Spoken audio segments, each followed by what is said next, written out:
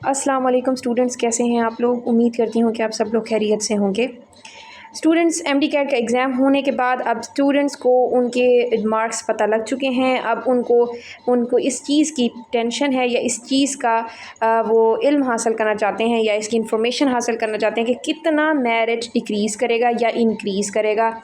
Merit decrease भी कर सकता है, इंक्रीज़ भी कर सकता है। ये उनके लिए क्वेश्चन जो है वो बना हुआ है। पेपर के आसान होने की वजह से एक जनरल पर्सपेक्टिव तो आ चुका है कि the merit is going to increase. ये एक जनरल पर्सपेक्टिव जो है लोगों के जहनों में अब आने लगा है। बिकॉज पेपर आसान हो तो ये डिपेंड कर रहा होता है ना कि मेरिट कैसे इंक्रीज़ होता है। जब आपके मार्क्स एफएससी के मार्क्स बढ़ जाते हैं, ज़्यादा मार्क्स आए होते हैं, या आपका एंट्री टेस्ट का जो एग्ज़ाम होता है एमडी कैट का वो आसान हो, उसमें ज़्यादा स्टूडेंट्स के हाई मार्क्स हों, तो उससे क्या होता है, मेरिट भी हाई हो जाता है। लेकिन इसके अलावा भी कुछ फैक्टर्स हैं जो कि इसको अफेक्ट करते हैं और इस दफ़ा भी मेरिट पे वो असरअंदाज हो सकते हैं। हम उनको डिस्कस करेंगे इस वीडियो के अंदर और आपको आगाह करेंगे कि मेरिट जो है वो कितना इंक्रीज़ या डिक्रीज़ हो सकता है, उसकी क्या लिमिट रह सकती है।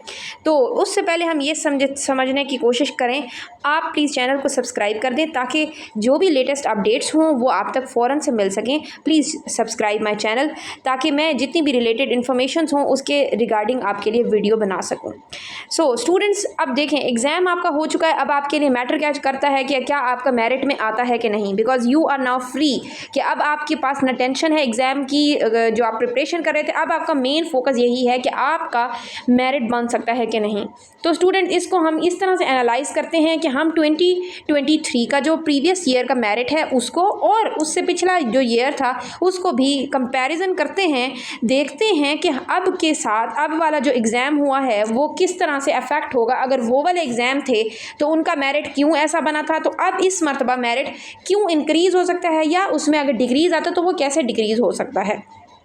तो फर्स्ट ऑफ़ ऑल हम अगर बात करें, आपको ये पता है कि जो यूनिवर्सिटीज़ होती है, मेडिकल यूनिवर्सिटीज़, वो रैंकिंग के हिसाब से उनकी जो मेरिट होता है वो हाई या लो होता है। देखें, आप जानते हैं कि किंग एडवर्ड मेडिकल यूनिवर्सिटी जो कि पंजाब लाहौर में है, उसका जो मेरिट होता है वो हाईएस्ट होता है, वो फर्स्ट रैंक पे है। उसका जो मेरिट था प्रीवियस ईयर में या उससे प्रीवियस ईयर में, उससे अंदाज़ा लगाया जा सकता है कि कैसे कितना डिक्रीज़ या इंक्रीज़ होता है। जब हम 2 ईयर्स का कंपैरिजन करेंगे उसके बाद अपने इस टाइम के पेपर की एनालिसिस ये करेंगे कि वो तो आसान था पेपर, लेकिन फिर एफएससी के मार्क्स और डिफरेंट फैक्टर्स जो होते हैं वो भी अफेक्ट करते हैं, उनको भी देखा जाता है। तो किंग एडवर्ड मेडिकल यूनिवर्सिटी जो थी उसका जो 2023 का जो कट ऑफ या जो एंडिंग मेरिट था वो था 93.66 या 93.66%। ये उसका क्लोजिंग कट ऑफ मेरिट था इन 2023। और उससे जो प्रीवियस ईयर था 2022 का, उसमें उसका जो कट ऑफ मेरिट था वो 93.53 था। उसमें एक फ़र्क आपको नज़र आ रहा होगा कितना, कि वो 2023 में 93.66 था और 93.53 था इन 2022। तो इतना जो था उसमें फ़र्क आया था, प्रीवियस ईयर में इंक्रीज़ हुआ था 2022 से। और इस मरतबा भी आप देख लें कि हम किस तरह से इसको एनालाइज कर सकते हैं। उससे पहले हम ये बात करते हैं कि जो लोएस्ट जो रैंकिंग में आती है यूनिवर्सिटी वो है डीजी खान मेडिकल यूनिवर्सिटी है। वो आती है जो रैंकिंग नंबर 16th रैंक पे है, और वो उसका जो मेरिट होता है वो लोएस्ट होता है।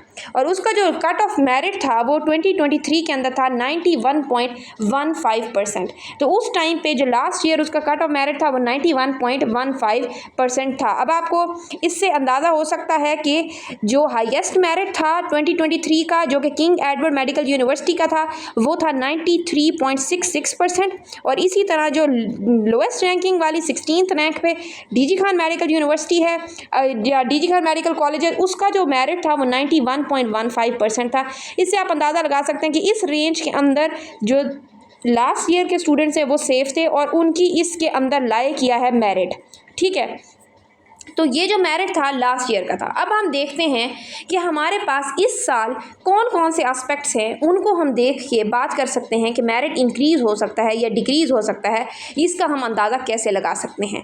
देखिए, अफेक्ट जो चीज़ें मेरिट को करती हैं वो आपका एफएससी का रिज़ल्ट भी होता है, आपका एमडी कैट का जो एग्ज़ाम होता है उसका जो मेरिट बन रहा होता है वो भी इसको अफेक्ट करता है। ओवरऑल मेरिट के ऊपर आसान पेपर हो तो मेरिट इंक्रीज़ होता है। लेकिन आप ये भी जानते हैं कि इस मरतबा एग्ज़ाम आसान होने की बात भी स्टूडेंट्स कर रहे हैं, लेकिन कुछ ऐसी जो है डिस्क्रिपेंसीज या इरेगुलरिटीज़ भी, जैसे कि कुछ जगहों पे स्टूडेंट्स का कहना है कि आउट ऑफ सिलेबस MCQ से, लेकिन ये बहुत ज़्यादा नहीं है, बट कुछ स्टूडेंट का ये कहना है। इसी तरह छोटे छोटे और भी बातें पॉइंट आउट की जा रही हैं, तो वो जो चीज़ें हैं वो भी इसको थोड़ा बहुत अफेक्ट कर सकती हैं। उसके अलावा FSC के जो आपके मार्क्स थे वो आप लोग उसको एनालाइज कर सकते हैं कि वो प्रीवियस ईयर थे FSC के मार्क्स आपके अच्छे थे जो कि स्टूडेंट्स ने दिए थे, FSC के मार्क्स उनके कैसे आए थे और इस साल कैसे FSC के मार्क्स आए हैं, वो भी उसके ऊपर अफेक्ट करेगा।